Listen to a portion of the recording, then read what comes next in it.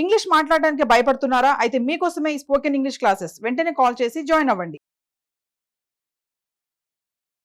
Hello నమస్తే, welcome to Suman TV. ప్రస్తుతం మనతో పాటు motivational speaker and personality development coach Ram మెట్టు గారు ఉన్నారు. వీరితో ఈరోజు కొన్ని విషయాలు మనం డిస్కస్ చేద్దాం. హలో అండి రామ్ గారు, నమస్తే. సో లైఫ్లో సక్సీడ్ అవ్వాలి అంటే discipline is most important thing అని అంటూ ఉంటారు. It may be in any profession or anything. అయితే అసలు in actual meaning what is discipline and discipline అంటే దాన్ని ఎలా మెయింటైన్ చేయాలంటే ఎలా చూడాలి అసలు దాన్ని? డిసిప్లిన్ అంటే ఏంటి అసలు? Discipline is closely related to time management అండి. సో బేసిక్ గా డిసిప్లిన్ అంటే it's just about time management, it's just one element. చాలా మంది ఏంటంటే డిసిప్లిన్ దగ్గర రైట్ ఫ్రమ్ ది బిగినింగ్ దాని మీద ఫోకస్ చేయకుండా సడన్లీ చూస్తారు ఏంటంటే just because of they not being discipline వాళ్ళు లైఫ్ లో స్ట్రగుల్ అవుతూ ఉండడం అనేది చూస్తూ ఉంటాం మనం. So first of all discipline అనేది మనం చిన్నప్పటి నుంచి ఇంబైబ్ చేయాలి పిల్లల్లో. సో అది ఎలాంటి దీంట్లో అంటే ఇప్పుడు చూడండి, మార్నింగ్ మనం లేపేటప్పుడు మోస్ట్లీ చూస్తుంటాం మనం చిన్నపిల్లని లేపేటప్పుడు they say 5 more minutes please, ఇంకో 2 more minutes, 3 more minutes. మనం ఏంటంటే సరే ఫోన్లే పడుకొని అనేసి చేస్తాం. ఇంకేంటంటే మనం మార్చుకుంటాం. సపోజ్ వాళ్ళు 5:30కి లేవాలనుకోండి, సరే వాళ్ళు ఎలాగో 5 minutes అడుగుతారు కదా అని 5:25 నుంచి లేపడం స్టార్ట్ చేస్తాం. మనం అది మార్చుకోవడం కరెక్ట్ కాదు.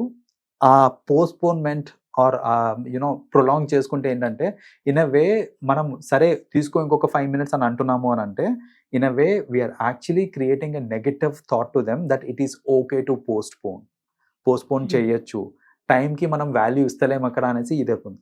అలా కాకుండా చిన్నప్పటి నుంచి అసలు ఈ కాన్సెప్ట్ పోస్ట్పోన్మెంట్ అనే కాన్సెప్ట్ అనేది ఫస్ట్ ఆఫ్ ఆల్ పెట్టకూడదు.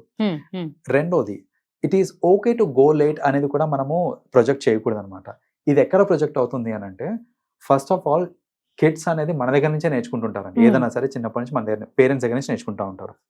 సో నువ్వు లేట్ అవ్వకూడదు అని చెప్పి నేనే ఆఫీస్కి లేట్ వెళ్తున్నాను అనుకోండి, లేదా నేనే ఇంటికి లేట్ వస్తున్నాను or whatever it is, I'm giving a false example over there that it is okay to come late, it is okay to go late అనేసి. సో మనం we have to set an example by ourselves. నేను disciplined గా ఉన్నాను అని అంటే you can expect my family to be disciplined. నేనే disciplined గా లేను అని అంటే you can't expect discipline from them. So that is another thing.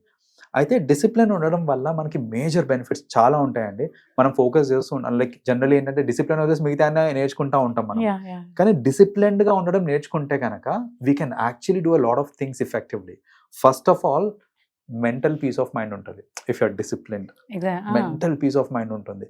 మీరు డైలీ మార్నింగ్ చూస్తుంటామండి 9 o'clock హైటెక్ సిటీ రోడ్ అందరు ఇట్లా హార్న్స్ కొడుతూ ఉంటారు, ఇక్కడ పోయే స్కోప్ లేదు, traffic jam, but your panic అవుతున్నారు, టైం అయిపోతుంది, ఇంకా హాఫ్ అన్ అవర్ ఉంది, టిక్ ఇన్ చేయాలి. సో డైలీ మార్నింగ్ అంత లేట్, నీకు తెలుసు అక్కడ ట్రాఫిక్ జామ్ ఉంటుంది అనేది, తొందరగా బయలుదేరచ్చు కొంచెం ముందే. So you can plan it that way. So అదే మనం తొందరగా బయలుదేరి లేకపోతే మన ట్రావెల్ టైంని దృష్టిలో పెట్టుకొని ఒక 10-15 minutes ఇది కూడా పెట్టుకొని లీవే కూడా పెట్టుకుంటే కనుక మనకి ప్రాబ్లమ్స్ ఉండదు. Once in a while being late is absolutely fine, but on a daily basis ante your mental health, so it's like daily meer pressure, unnecessary pressure adi. So ala unnecessary pressure తీసుకునే బదులు మనం కొంచెం plan చేసుకొని disciplined గా plan చేసుకొని అనుకున్న టైంకి బయలుదేరాం అనుకోండి, ఈ ప్రాబ్లం ఉండదు. So one is mental peace. Second thing, మనం ఒకవేళ డిసిప్లిన్డ్ గా ఉన్నాము అని అంటే there is a possibility that people will get inspired by you.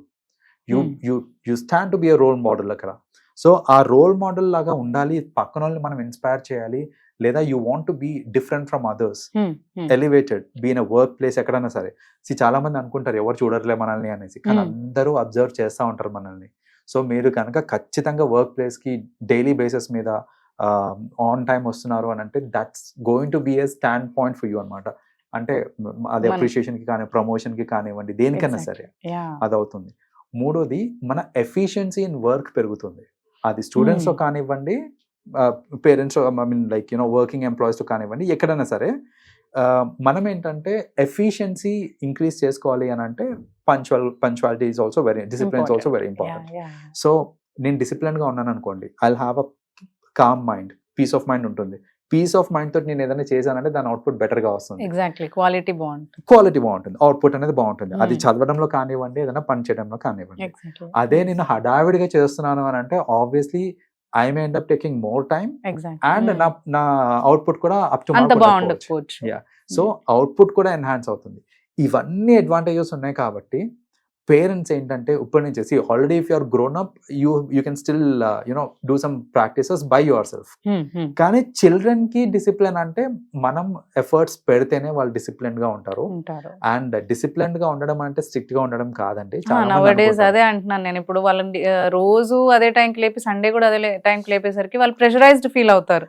Like ఏదన్నా వాళ్ళకి ఇష్టమైన ప్రోగ్రామ్ ఒక సండే ఆర్ సాటర్డే రేపు హాలిడేనే కదా మమ్మీ చూసుకుంటాం అంటే, లేదు you have to sleep at this time only అంటే అందరు చూస్తున్నారు నన్ను చూడట్లేదు అనే అదికి వెళ్ళిపోతున్నారు.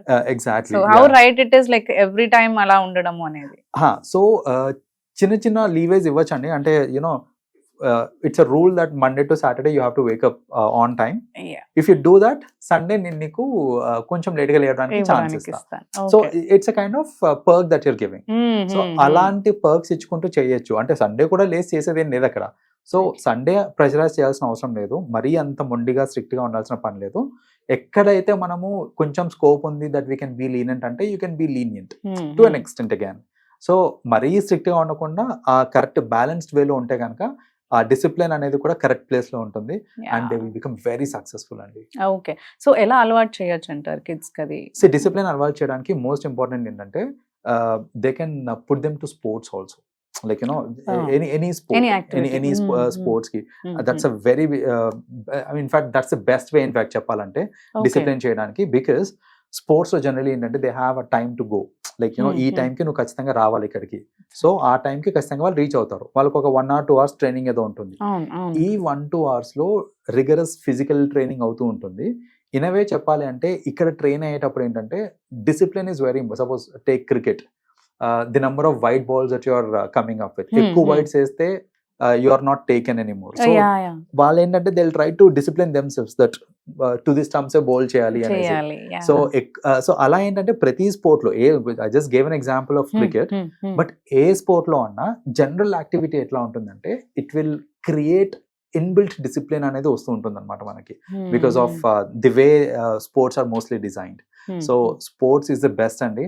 లేదు స్పోర్ట్స్ కి నాకు స్కోప్ లేదు అనుకుంటే కనుక విత్ ఇన్ హోమే as I said set examples. Being parents you set examples.